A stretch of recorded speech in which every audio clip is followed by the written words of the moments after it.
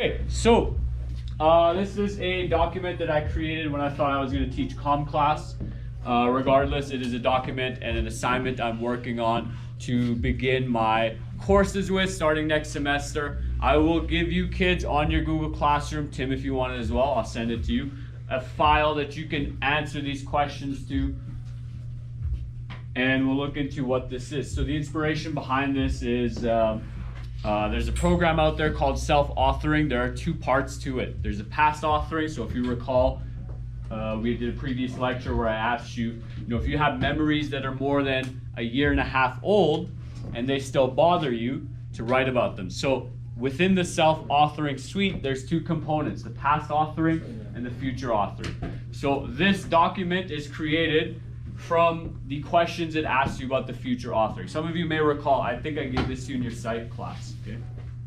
So let's just go through it. Life Planning 101 and 102, okay?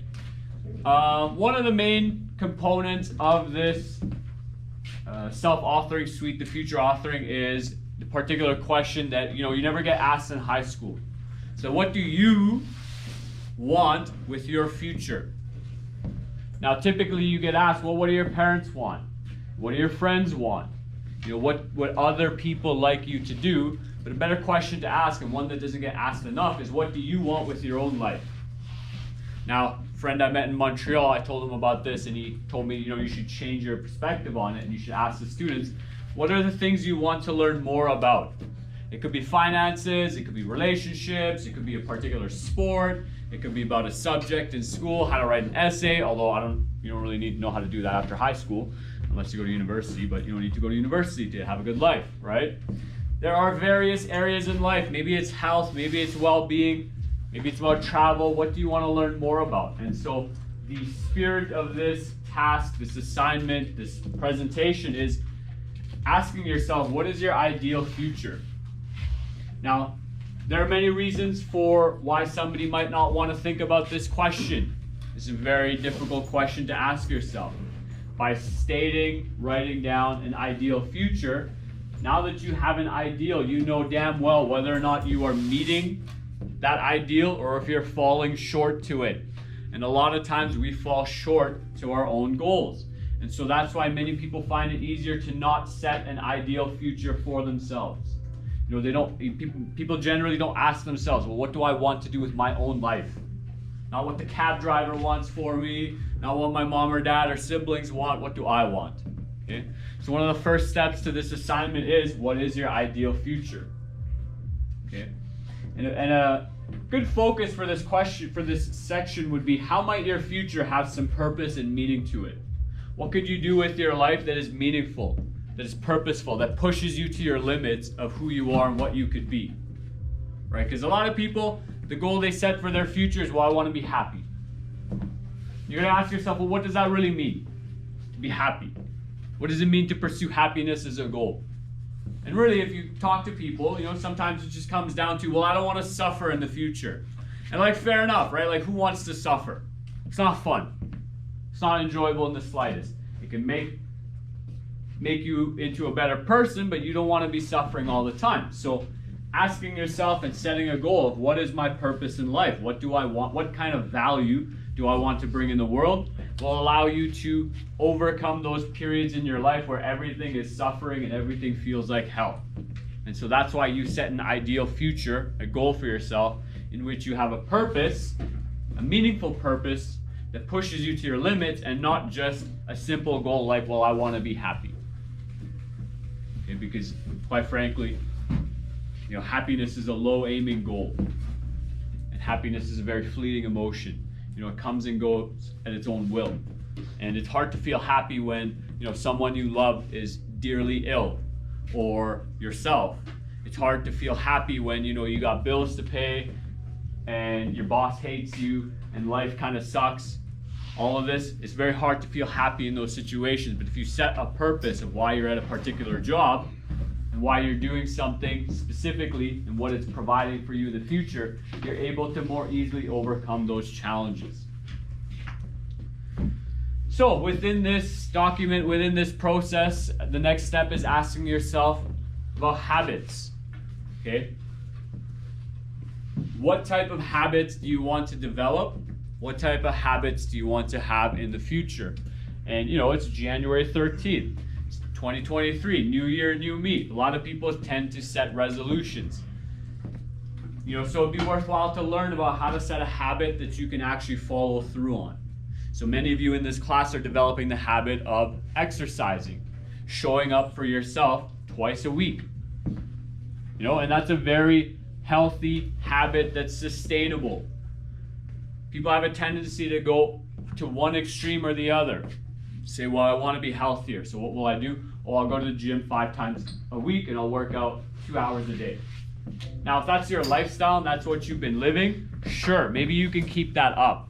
But for someone who lives a sedentary lifestyle, making that dramatic shift in your life is not setting a habit. You're trying to make yourself feel good for 2 weeks, a week, 3 weeks, and then you're going to drop that activity. So asking yourself what type of habits you want to have and how these habits help you become the person you would like to be. Okay, so as it says here, it's better to solidify one good habit in a year than to fail at creating 12. Okay, so you might want to set a habit of having a good sleep schedule. And you might think, oh, well, that's too easy, right? It's just one thing. But if you've truly tried to set a sleep schedule and stick to it, you'll understand it's actually very, very, very difficult. In fact, it might be the most difficult thing you do in your life. And it doesn't seem that way, but taking care of yourself is hard. You got to show up for yourself every single day. And there's going to be a lot of distractions that'll pull you away from your habits. So therefore, it helps to have that vision for your future. For myself, it's very easy to say yes and no to certain things because I know what I want with my life moving forward. So it's easy to say no to things that don't contribute or add value to who I want to be. Right? And there's a time and place, right? So right now in my life, I don't get to do nearly as much jiu-jitsu as I would like. But that's okay because I'm focused on what I'm doing with the school right now. Okay, and I'm playing into that long term as well. But setting micro habits. So for myself this year, I'm setting some small micro habits. Every day, I wake up, I walk outside into the cold in my underwear, and I expose myself to the cold for 1 to 3 minutes. Give me a second, I'm gonna answer this phone. Hello. Sure, sounds good. Thank you, bye. They want to see you at Misuda's. Okay. So, what else do we want to say here? What habits would you like to build and improve? So you could think of school-related habits, educational habits, right? So how many of you study about 15 minutes every single day? Just raise your hand. 2 people, 3 people, right? 4 people. And so you got to ask yourself, if you study 15 minutes every day, people will tell you, oh, that's not enough. Well, what's 15 times 7? Somebody help me out because I'm not good at math. It's like 105. 105 minutes a week. 105 minutes a week of studying is better than 0. And that consistency is what you want. Showing up for yourself every single day, right? A micro habit. Another micro habit I'm developing is in the morning, I'll work out for 5 to 10 minutes. I'll just pick up, my buddy just bought interchangeable dumbbells. I'll pick up these dumbbells, I'll set a weight, and I'll just move around a little bit. And the goal is not to get huge, but it's to move my body. It's to add a little bit of resistance and to start my morning routine, because the habit that's below that I'm trying to work on is my sleep schedule. And even below that is my health. These are the things I'm trying to sort out right now. But again, you got to ask yourself, what type of habits do you want to have, and how do these habits build into the type of person you want to be in the future? Right? Because high school is a very, very, very short span of the entirety of your life, boys. We're probably picking up your conversation. The microphone is really good. Okay. Next up is looking at part of the hero's journey, part of recognizing who are your role models. So one of the things I'd love to do as a coach for basketball is ask my athletes, who's your favorite player? What are 2 to 3 qualities of them that you admire? Additionally, you could even ask yourself, who's your favorite coach? Who do you look up to? But knowing who you look up to in life, or better yet, if it's easier, who do you look down upon? If you want to lead into the dark side, who do you look down upon? What are the things you don't like about this person? You know, as Carl Jung would say, it's like what you least like about another person, maybe it's Nietzsche who says that, is something that's deeply reflected in yourself. You know, think about that for a moment. The things that bother you about other people are things you need to work on in yourself. And that's a hard statement to accept, but looking at the good and bad qualities and characteristics of other people, of what you would like to emulate, what you would like to replicate and copy and be like, and what you would like to avoid. And so some of the best advice I've heard about making and creating and sticking with positive habits is that rather than focusing on removing the negative, fill your time with the positive. Right? So if you're worried about, oh, I use my phone too much, I get on social media too much, you could ask yourself, well, what other activity could you do that you enjoy? Maybe it's playing music, maybe it's playing basketball or some sport, you know, maybe it's reading a book, trying to educate yourself, because, you know, sometimes the school system fails to do that. And what other things could you add into your life that change, you know, your qualities and characteristics? Okay. And so identifying the people that you admire, the qualities within them that you admire and like and would like to replicate, and then building those into your life over the course of 5 to 15 years will dramatically change the course of who you become as a person. Okay? And those small things you do on a daily basis are what truly make up your life. And so if you want a better life, change the small stuff. Right? So one of the things I've learned from a psychologist is like, you know, just these quality characteristic habits is like, okay, so let's say you're married. You know, every day you leave your house, you come back from work, you have an interaction with your spouse, 5 to 10 minutes, your partner, whatever. What do you want those 5 to 10 minutes to look like? Because they add up. Maybe that's 10 to 20 minutes in a day. 20 minutes a day, 7 times a week, it's 140 minutes. That time adds up, and those micro habits, those micro qualities, that's who you are as a person. That is your life. And so asking yourself in relationship, back to the start of what your ideal future for yourself is, asking yourself, well, what characteristics and qualities do I need to become that person? So do you want to be the hero who takes responsibility and takes action in their own life? Or do you want to become the villain, someone who's bitter, mad, and destructive at the quality of their own life? Right? Do you want to take action, make change in your own life, or do you want to just think that the problem is everywhere else but yourself? Next up in the life planning is asking yourself questions about lifestyle. So asking, what kind of lifestyle do you want to have? You know, some people are high in industriousness, so they want to be working like 60 to 80 hours a week. They just constantly want to be going. Some people are super low in industrious, and they're like, yeah, you know what? If I can pay my bills in like a week, cool. I don't want to work that much, right? I'll live a frugal lifestyle so that I work less because I want my own time to myself, right? So how would you like to spend your time?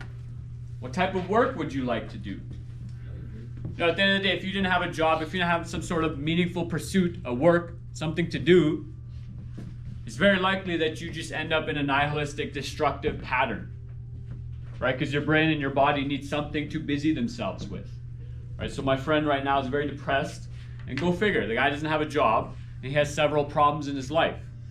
And so I told him, I said, you know, he's a very smart guy, he just finished his PhD. And I said, you know, people who are very intelligent get stuck in the situation of paralysis by analysis.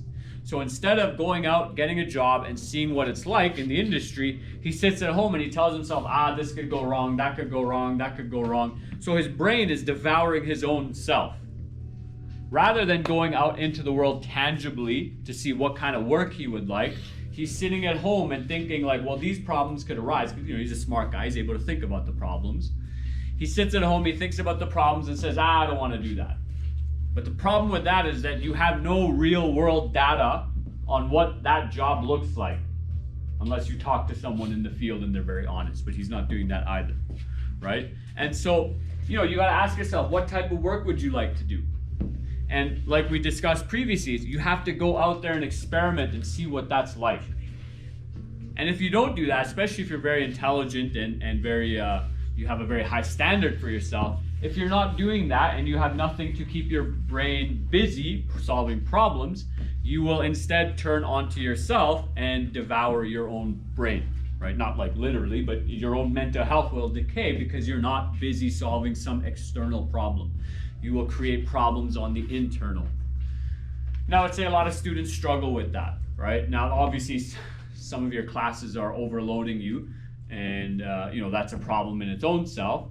And there are other situations where you're creating, some sort of threat inside your own head that doesn't really exist. Other lifestyle-related questions. Where would you like to live once you get to choose? How many of you, raise your hand, chose to live in Leduc? I might be making that choice if I get a long-term contract here, but I think I'd prefer to avoid that, right? How many of you have raised your hand, given some thought as to where you would like to live, when you're 25? Okay, a couple of you, right? So you got to ask yourself, rather than wishing for that to happen, you got to ask yourself, well, what do I need to do? Right? So for myself, like a particular place I've considered and actually would move to in a heartbeat would be Tel Aviv in Israel. Okay, but I know for myself that that's a wish, because I don't even want to look into the process of migrating there. But I had a friend who moved to Vancouver. He set a goal. I want to go move there. He asked himself, what steps do I need to take in terms of transferring my job? How do I make sure I'm making enough money to survive in this very high cost of living area? And what do I do to busy myself while I'm there? Right? But he made a plan, he executed, and now he lives in Vancouver. He's enjoying it. Right? I have another friend who told me 5-6 years ago, Najib, I'm moving from Edmonton. Well, he still lives in his parents' basement.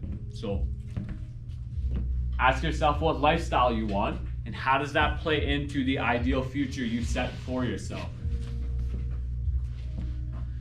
Other things in lifestyle, how will you overcome the temptations that are associated with the use of drugs, sex, alcohol, pornography? What type of lifestyle are you living that helps you to deal with those challenges? Right? These are very more modern challenges. You have unlimited access to any of these things if you so desire. How will you live a meaningful life that helps you to resist that temptation? Like, I know people who drink every single night. They also walk around with a gut that's about 40 pounds. So these people are 40 pounds, 50, 60 pounds overweight. Maybe they smoke weed on a regular basis as well, and so they're never actually solving their problems. They're using various coping methods. Now, I'm not saying that you can't use these substances at all, but recognizing and having the self-reflection of, am I using this substance to cope with the way that my life is going? Because it's not going how I want. And the question behind that is, why isn't your life going the way you want? Have you asked yourself what your ideal future looks like? What do you actually want with your own life? If you don't have a plan, there's a Stoic quote. A ship with no port will sail aimlessly. Like, it'll just go wherever. It has no direction. I'm paraphrasing, I don't remember, unfortunately. But having that plan, having that purpose for your life will help you overcome some of the negative things in your life. It doesn't necessarily have to be substance abuse. It can also be interpersonal challenges, right? A bad breakup.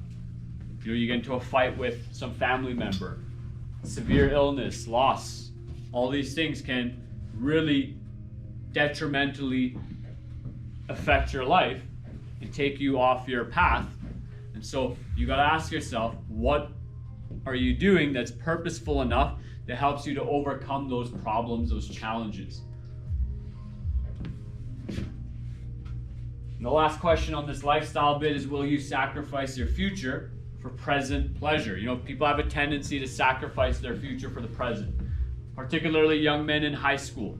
Have a tendency, and you've probably seen it at this school, it's pretty easy to spot, there's a certain crew of people, guys, they just wander or walk around the hallways, and you go to their power school, you see that they're failing 2 of their core classes, they haven't gone to class at all. They're sacrificing their future. They're not keeping doors open outside of high school. Instead, they're just enjoying this particular individual moment, as much as they can. And so they're delaying suffering, technically speaking. Rather than suffering now, saying like, okay, I'll just sit down, I'll get that essay done, I'll hand it in, whatever, I get a 70%. A 70% is still a passing grade, so is a 60, so is a 55. But not handing in your work is a 0, and that's a fail. Not showing up for yourself today means you suffer tomorrow, sometime in the future.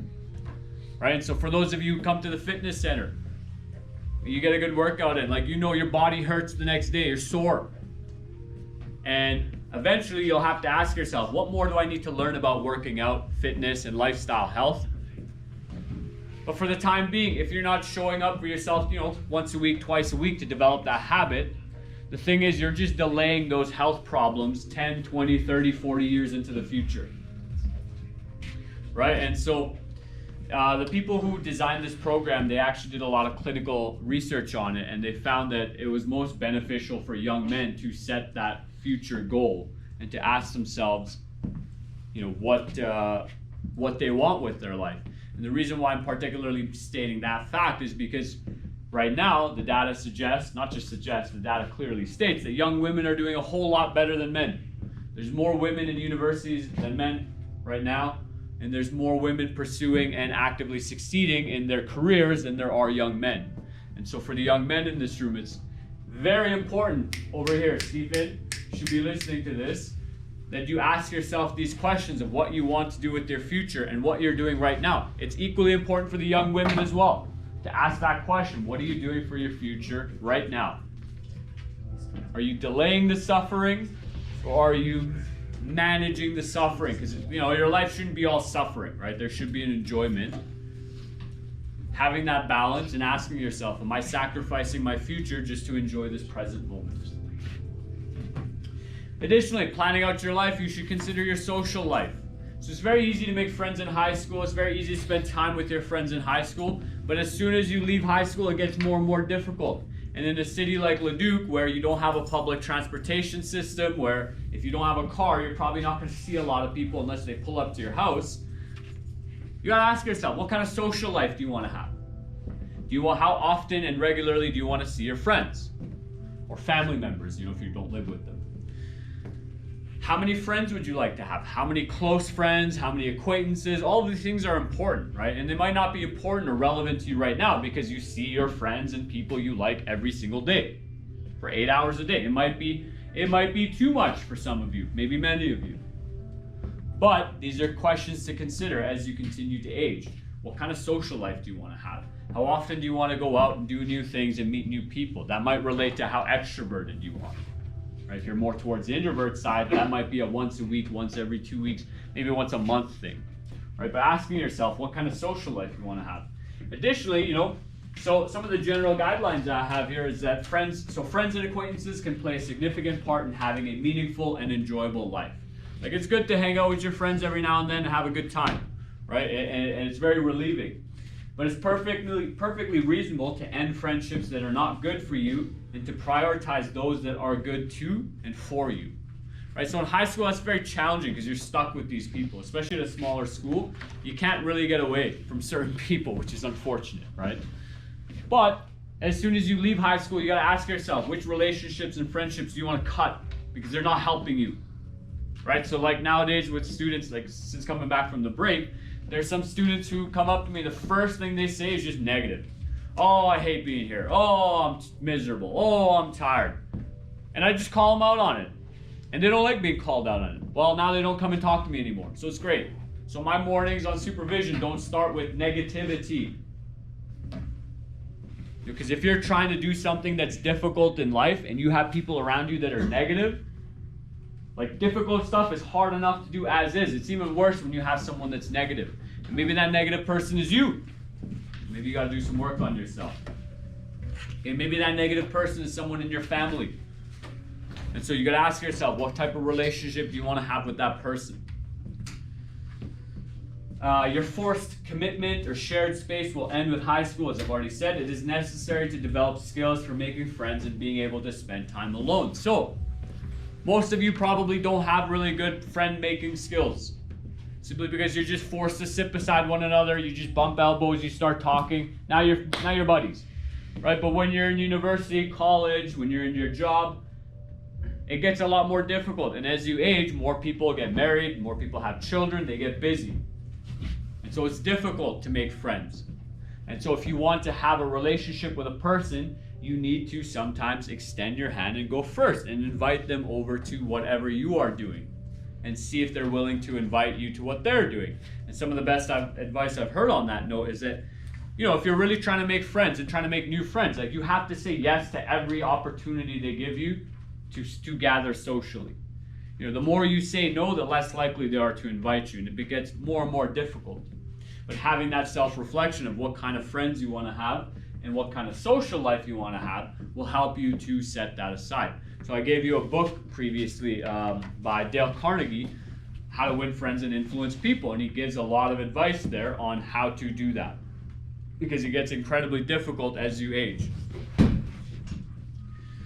Okay, next up, just walk around the back. Next up here, we have romantic relationships. That might be that's going to be a significant part of your life, hopefully. Right? It doesn't happen for everyone.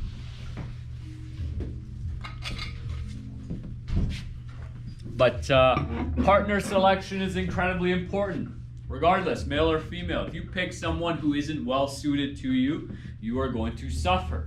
If you have a child with that person, you and the kid are going to suffer. And if you're a guy, you might have to, well, no, you not might, you will have to pay child alimony payments for that child for 18 years, and it can get bad. Divorce courts is not a place you want to be.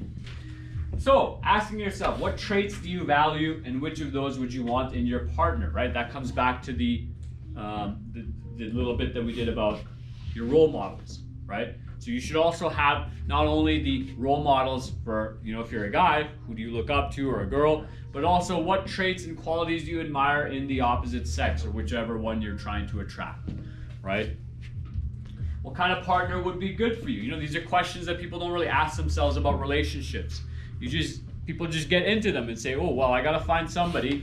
Here's the nearest person. Let me latch on to them and stick with them forever. But doing some thinking beforehand about who you want, why you want that, and how that benefits you is very important.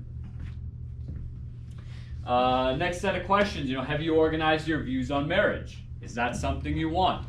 Is there a difference between marriage and a long-term living together relationship? Right? So organizing your views on these things and asking yourself what you want in the long run is incredibly important, so that you can slowly continue to work towards the goals you have set.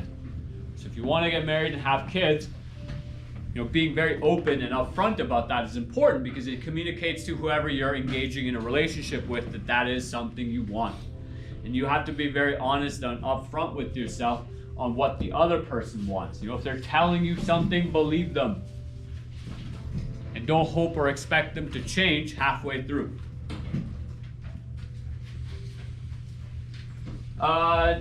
One of the sets of questions I added in later on is that, do you want to live together or separate? Like, people have a tendency to play house. So they get into a relationship, they're dating for, 3 months, 6 months, a year, and they move in together, right?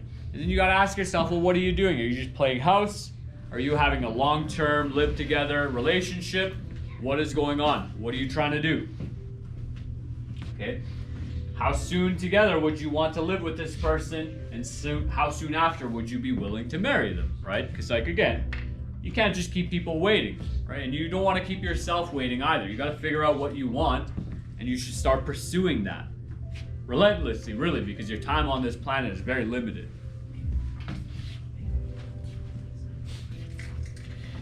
And so in the guidelines, try your best to ensure that the person you end up marrying and have children with is someone you actually put some thought into and to some degree willingly chose, right?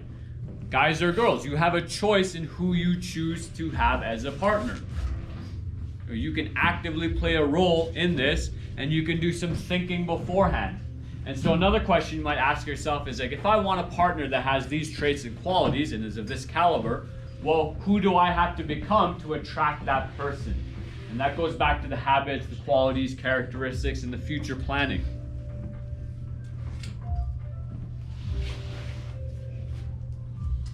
Okay, shifting into the more career aspects. So job and work. Part one is just about jobs and work, right? 'Cause sometimes that's all it is. It's just work. You got to do it.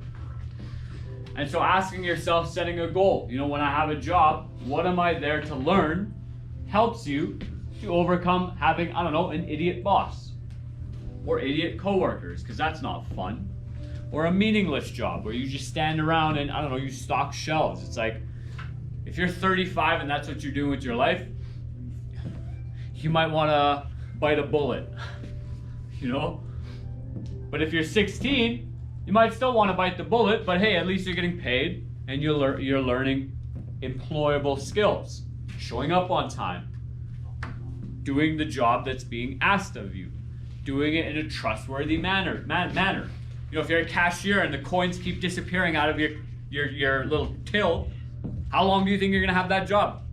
Not very long, right? Or if every shift you just slink away into the dark of the night for 2 hours and nobody knows where you are on shift, like how long do you think you're gonna have that job, right? But people have a tendency, and you know, it's understandable, it happens, people sometimes have a tendency to overstay their welcome. So, you know, you're working a job at a fast food place and maybe it works out for you in high school and it fits your schedule and whatnot, and that's great. But people have a tendency to stay at jobs they either don't like or are incredibly bored of for too long because they want that safety and comfort. But I would say that all falls back down onto what goal, what future have you set for yourself? What are you trying to work towards? So if you want to be a millionaire, say, okay, here's my goal of being a millionaire. Well, here's me working at McDonald's. What steps do I have to take to get there? How many skills are there at a fast food job? I mean, there's like several skills. And how quickly did it take you to learn them? But once you learn them, you can replicate those at any fast food job.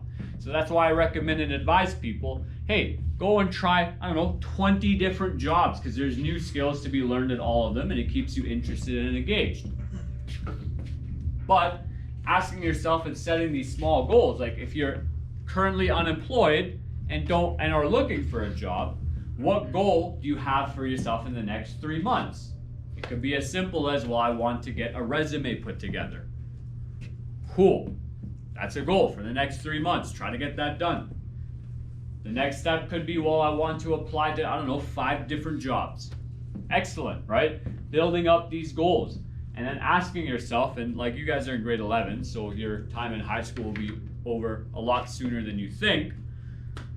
But ideally, when I give this to grade 9s and 10s, it's asking yourself in the next 3 to 5 years, what experiences, what skill sets would you have liked to have acquired from the jobs you're working at? And how do you keep progressing yourself up the career ladder? To earn more, to build new skills, to learn new environments, to make yourself better as a person.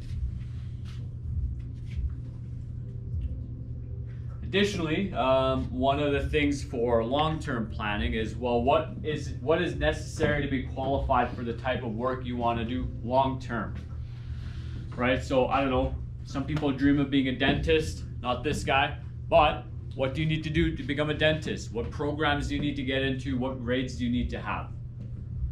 If you want to be an engineer, sure, same process. If you want to be a business owner, it's much more complex. There are several skills you need to learn. So again, coming back down to setting that goal for yourself of what do you actually want to do in the long term, and what are you sacrificing, what are you building right now to get there in 5, 10, 15, 20 years. Even for myself, many of the goals I have set for my own career are in a 5 to 10 year time span. You can't do it all in one day. And doing it all in 1 year might ensure that you burn out and don't do it anyways. So setting yourself a proper time span of certain things being done in certain years and continuously chipping away at that process is incredibly necessary. So part 2 on the career side is your career versus your passion. For many people, they're likely not going to find something that pays them that's also their passion. And so how do you tie those two together? You know, you could have a little side business where if you're going to do it anyways, like I see some of you drawing right now, I don't know, you could do commission work on the side and earn a little bit of extra income. It doesn't have to pay all your bills, but it gives you time to work on your passion, maybe if it's drawing, and potentially get paid for it. Now, it might be better if you just do the paintings and drawings anyways and just list them somewhere and say, hey, if you're willing to buy this, it's 250 bucks. I don't take commissions because I don't want my passion to be a job, right? And so dealing with that, yes. So on the topic of commission work, one thing that's very interesting about commission work, especially when it comes to side business, is that you can grow it. Absolutely. That is a big thing, and I've seen a lot of it, especially online. It's very easy. Absolutely. Right sites, but again, right? And that comes back down to what is the vision you have for your life, for your skills, qualities, right? To grow your business online, to grow your platform online, you got to ask yourself, well, what skills do I need? So for myself right now, I'm just building this habit of doing YouTube. I'm not worried about editing my videos and making perfect looking videos and studio quality because I don't have the habit yet. But as soon as I make that my goal, like, I don't know, maybe I want to be a YouTuber in 10 years, right? If I'm doing this in the next 10 years, I'll naturally build up those skills. There's less pressure and there's a higher chance, likeliness that I'll actually get the skills I need to be an excellent YouTuber, right? But having that experience in a variety of different aspects of life allows me to focus on other things while I slowly build this habit, right? And that's what 2023 is going to be about for me. So for yourself, it's, you know, asking about your passion. Like, what can you even make money off of it? Is making money off of your passion something you even want to do? Or do you just want to carve out time in your day to be able to do that? Right? So that might come back to the previous slide of, well, what work are you doing, and does it allow you to pursue your passion, your hobby, what you're interested in? Right? Because if you're not doing the things that you're interested in, you know, you're just going to create a lot of resentment and bitterness in yourself about the way your day is spent. Right? I think a lot of students can relate to that feeling because many of you probably don't want to be here for 6, 7, 8 hours a day doing all these subjects that you have no interest in, no desire to pursue, but you have to do it to get your diploma. And so again, that's just one of those sacrifices that everyone makes. It's just one step in the many steps of life. Okay, looking at the school side of things. Well, you're in school right now and you're going to be in school for another about 1.5 years. You got 3 semesters left. Again, coming back to what habits do you want to build? What goals have you set? Right? Many people just want a grade. Cool. It's not wrong. At least you're setting an ideal. What are you doing to build yourself up into that spot? So you could say, oh, Mr. Quadra, I want a 95% average. Well, what does a 95% average student have that you don't? It could be studying habits. Quite frankly, it could be IQ, and you can't do anything about that. Hard work, dedication, commitment, focus. What are those top 5 percentile students doing to succeed at that level? Some of them are in this room and they study, I don't know, 10 hours, 20 hours, 30 hours a week. Are you willing to do that? Because if you're not, maybe you need to slow your roll and bring that goal back. Asking yourself, what do you need? What grade percentage do you need to keep, you know, the doors you want open for your future open is also very important. Some people will push the envelope, try to get, I don't know, 100% average.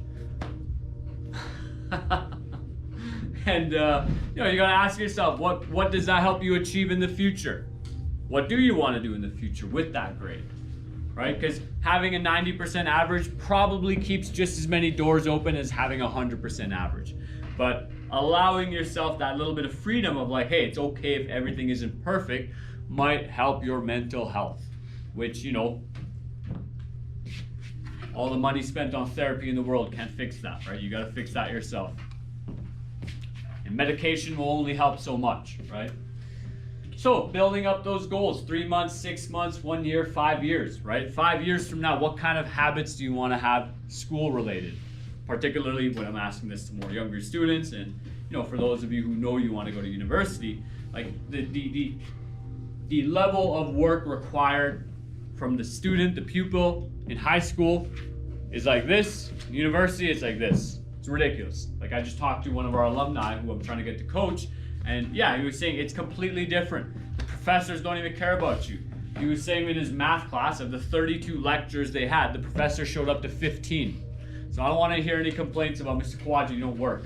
Okay, I show up every day, even on the days I don't feel like it, which are very few and far in between, if you're ever wondering. I don't think I've had one yet, other than the days I was sick. Okay, so school can also be boring and insufferable. It is very rare that your particular interests are what we will teach, or that it will be taught in an interesting and appealing manner. How then will you continue to learn and grow as a person? Right? Don't let school alienate you from learning. Because learning is one of the most enjoyable things I do. The more I learn, the more capacity I have. Me and my friend put out a video about this called The Law of the Lid. And so as the leader of a classroom and a social studies program, if all I know is this is all I can teach my students. But if I spend a summer reading books, learning and growing as a person, it extends my capacity. And that is true for relationships, that is true for coaching, that is true for exercising, whatever you want to do in life. The more you learn about it, the more capacity you have. Okay, and for myself, that's particularly important because I like helping people. So learning as much as I can, knowing as much as I can, allows me to have more of a capacity to help people in different ways and provide them different knowledge and information. So how will you continue to learn and grow as a person? Investments. Actually, two of you boys who are in this class right now, I think you two kind of mentioned this to me, and this slide's in here because of you. So before you start investing into the stock market, the first thing you got to invest into is yourself. And there are many ways to do that. One of the more important ways is, what are you educating yourself on, right? So if you want to be rich, you gotta ask yourself, how do you make money? How do you keep money, right? If you want to be a business owner, you want to be your own boss, how do you do that? What skills do you need, right? So invest in yourself. Buy the book. There's a really nice quote by Jim Rohn I like. He says, you could skip a meal, but never skip a book. So if you got to spend $20 and you have only $20, skip the meal, buy the book. Learn something new. Educate yourself. So make the investment first into yourself. So for myself, I've invested into my wardrobe. I've invested into, I have a really nice jacket with my motorcycle. So, God forbid if I ever take a fall, I don't peel my arm off because I don't have a whole lot of meat here. That's just going to peel right off, right? So buying a nice motorcycle jacket, nice leather jacket for that, investment into myself. Right now I'm focusing on my diet and my health as well. So buying better quality food, it's an investment into myself. People will laugh at you when you tell them hey, I bought this thing. Like these boots were very expensive. And my dress shoes are even more expensive. I'm not telling my parents how much they cost because I don't need their nonsense in my life. But you might ask yourself, well, Mr. Kawaja, why did you spend that much money on a pair of boots? Well, I hope to have this pair of boots for the next 10 years. Okay, so it's an investment. And I like the boots. They're beautiful. Okay, so taking that time to invest into yourself, not only time, but money and energy. If you don't show up for yourself, people aren't going to show up for you. So asking yourself, what are the areas of your life where you are weak? Whether it's social skills, education, physical health, nutrition, relationships, dating. It could be anything. Finances, school doesn't teach you anything about finances. So I'm reading a book about that right now. And hopefully that increases my capacity a little bit more to teach my students about finances. About how to actually build money, keep money, and grow rich. Because I would like to do that myself. But before I help other people do it, I got to do it myself. And so what investments are you making into yourself? Once you've done that, once you get to a position where you're making a decent amount of money, for me that was at the start of last year when I started working full time, then you can learn those skills and apply them into saving a bit of money. Right? But don't save it all, right? Because you want your life to be better as well, to an extent. But don't go spending it on a nice flashy car to impress your neighbor, right? Because they don't give a damn, right? It doesn't matter, right? But spend that extra money on better quality food, right? Really feed your body, okay? Oh, we'll talk about another thing then. Hello. Hey. I'm actually recording a presentation right now. Yeah, so we're a bit busy, but maybe another 20 minutes. Knock on.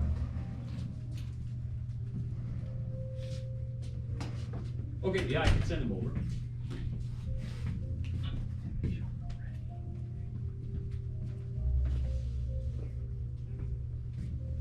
Lawrence, do you have a spare at the end of the day? You do? Yeah, he does. Okay. No, Okay, no, sounds no, good. no, I don't. Never mind. Okay, That was yesterday. awesome. Thank you, bud. Okay, then if you need to go to Blackburn's room now, you can go. Like, if you want to stay for the rest of this, you can. But Blackburn wants to see you. Okay. Remember, dude, I didn't ask for the details. I'm in the middle of a video right now. None of this is getting edited out, by the way. Okay. So, anyways, last point I want to make on the investment is that once you start investing into yourself, then you got to ask who are the people in your life that you want to invest into. It could be your siblings. It could be family members, it could be friends, right? You want to learn to start investing into the people around you, because as you lift them up, as you lift up yourself, you lift them up, your life gets better. If the quality of life of the people around you is high, you have a solid group of people that you can rely on, right? But if you just choose to leave those people behind and not bother investing time, energy, potentially even money into them, then you're going to get to a point where there's too much of a gap between you and the people around you, right? And then you're just lonely, you're miserable, right? And if you decide to become a millionaire and pursue that to the fullest, but you didn't help the people around you, well, then you're just going to be lonely and rich. And you can cry sad by yourself in your mansion and your $100 bill to wipe your tears. Okay, so investing in other people as well is very important. Okay, there's a couple more slides left, but another aspect of life planning is utilizing your leisure time, your free time, right? So most people work at 9 to 5.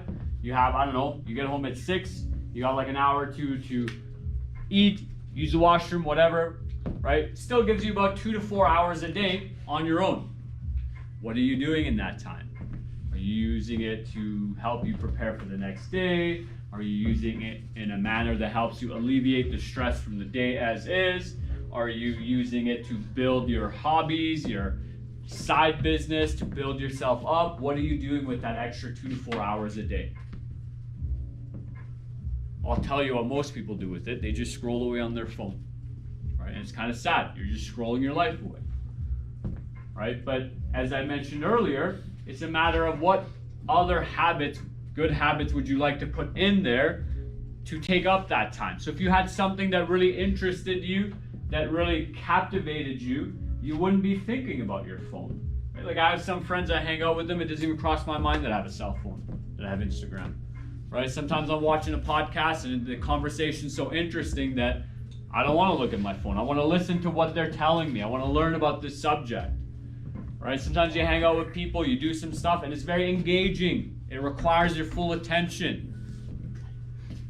And so filling your life with those things and the things you want just makes the quality of your life better, right? And if you're using your leisure time with a purpose, you really maximize the enjoyment that you feel on a day-to-day basis, right? Or you want to use your leisure, your free time to go build yourself a business so you don't have to have a boss. Like that's important as well, right? If that's your goal, absolutely valid. Maybe you do want to scroll away on your phone. Maybe that makes you feel good, like totally, right? But ask yourself, what do you really want to be doing with that time? And how do you start doing that? Family. Family can be a real F word. So, asking yourself, well, from your own family, if you choose to have one of your own, from your own relationship with your parents and siblings, what of that would you like to replicate? What would you like to avoid? Maybe like myself, you grew up in a house full of screamers. Do you want to be someone who screams when they get upset? How do you want to deal with problems between your family members? What kind of relationship do you want to have with your family after you're an adult living on your own? Do you want to have a relationship? How will that impact you moving into the future? How will you set those boundaries to keep yourself safe from whatever nonsense your family brings on you? And how will you have a healthy relationship with them as you become an adult and as you move on in your life and as you seek to become your own individual? Right? Because as I was telling my grade 9s, I gave them the hero's journey PowerPoint this morning. You don't want your parents to have to take care of you your whole life. You don't want to be a man child or a woman child, right? Like you want to be a man or woman, like an actual full-fledged adult who takes care of themselves. You don't want to have an adult babysitter because you don't know how to do your laundry, you don't know how to pay your bills, you don't know how to feed yourself and keep your house clean, right? And so part of that personal journey is developing yourself and then developing others, and then asking yourself, what are the important relationships in your life that you would like to maintain, and how would you like to act on those? Okay, do you want to be good terms with do you want to be on good terms with your siblings and your parents? How will you go about that process? Is that even possible? Right? Asking yourself what relationship you want with these people. And then, if you choose to get married or have a partner, whatever, how will you manage the family relationships with your partner's family? Because that's just as important. You're not just getting married to an individual, you're getting married to a family. So how will you manage that? What is their relationship like with their parents and siblings? Because they're going to bring that into the relationship with you, whether or not you're married or not, right?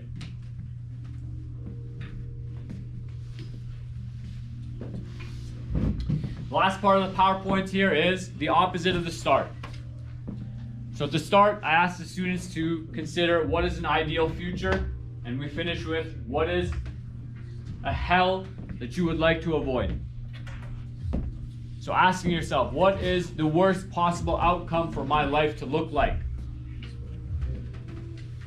Maybe that's, shooting up heroin under the bridge. Homeless, no job, no future, no potential. Maybe it's a hellish life for you is no friends, no social life, no partner, no romantic partner, right? Maybe for you it's being unhealthy, not being able to physically move yourself, exercise, take care of yourself, not being able to financially provide. What is the worst outcome for your life? What would you like to avoid happening in your life? Like, what is the most miserable thing you can think of that could happen to you? And look at that with both eyes open and stare at it for a while. Because that's one thing that motivates people to work hard. There are things they do not want happening. One of my mentors, Patrick Bet-David, he talks about what influenced him to really, really push the envelope on being an entrepreneur. And he talks about when he was younger that his dad was having health problems and they took him to a public hospital, and the quality of service and treatment and care was just so low. And he was upset at the nurse and he was yelling at her, losing his control. Like, hey, you know who this is? My dad. You gotta take care of him. And the nurse just said to him, hey, he's just another patient here. And he started crying in that moment. He says that in that moment, I realized how powerless I was. Like, I just didn't have the money or the resources to help my family. And so for him, that was his future to avoid. That was the hell that he had imagined. A future where he could not help his family. Whether it be financially, emotionally, psychologically, not being capable to lead his family in times of need. And so asking yourself, what future would you like to avoid is incredibly necessary. Having both an ideal to move towards, and I don't know what you want to call the opposite, but like a hell to avoid. If you have both of those, it keeps you properly situated in between the two, and hopefully you continue to move towards the future that you set for yourself, the ideal that you set for yourself. And so in that, you got to ask yourself, are you balancing your good and bad habits? Are you working on improving not only your habits, but yourself? Are you trying to get better as time moves on? Or are you just, with the same cyclical nature, running into the same problems, the same dilemmas, and achieving the same outcomes? If all your relationships fall apart, you gotta ask yourself, what's your role in that? If you're always broke, you gotta ask yourself, what's my role in that? If nobody likes you, you gotta ask yourself, how do I improve my social skills? If you can't find a job, you gotta ask yourself, how do I make myself more employable? These are the questions you got to ask. The next step is, are you making bad decisions? Are you being too indecisive? There's a consequence to just waiting. People are always worried that, well, if I take that risk, it could go bad. So I'll just stay in this spot where I'm comfortable. But if you always stay in your comfort zone, there's a consequence there as well. There's a price to pay if you don't make a decision. There's a price to pay if you make an incorrect decision. But if you do make a decision, there is the chance that the decision works out. And so that's the benefit to you. If you take that risk, maybe it works out. Maybe you get what you want. The more you do that, the more worth it is to take that risk. To do that thing that takes courage for about 2 minutes and to reap the reward and benefit from that. Additionally, you could ask yourself, well, are you lying to yourself and others about the progress you're making, about where you're at in life? So when I was in Montreal, one of the friends I met, for a variety of reasons that we don't need to get into, he wanted to upgrade his car. He wanted to buy a nice Audi. And all I heard up and down the street was, oh, I'm making 6 figures, I'm making 100 grand a year, base pay, 20 grand bonus pay. This is the car I'm gonna have because this is the place I am at in life. Well, he tried 3 different dealerships, couldn't get a loan figured out, and then he took me the next day. He did this on his own. He took me the next day to a used car dealership that had that vehicle available. And we go there, we sit there, and the guy runs a credit check and whatnot. The credit check comes back horrible, and the guy's like, well, clearly, your credit cards are maxed out. This guy, so my friend I discovered was just not only lying to me, but he's lying to himself about where he was at in life. And so, it was kind of sad to realize, well, that friendship is dead. This person has ideals that are different than mine, goals that are very different than mine, and a lifestyle perspective that's very different than mine. But additionally, this person is lying to not only myself, but himself. And then, that's a person that I slowly want to cut out of my life. It's not a friendship I need, right? Because I'm going this way and he's going that way.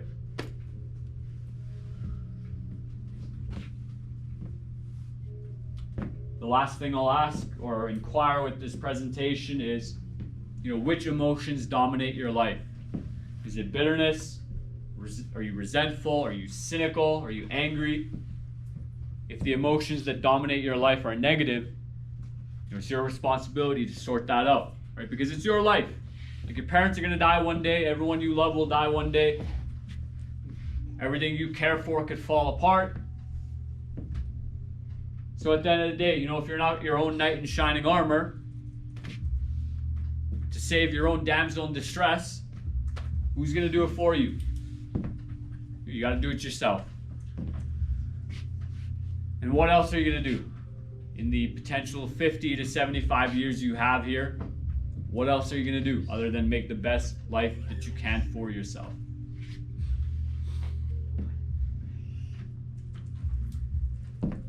Thank you.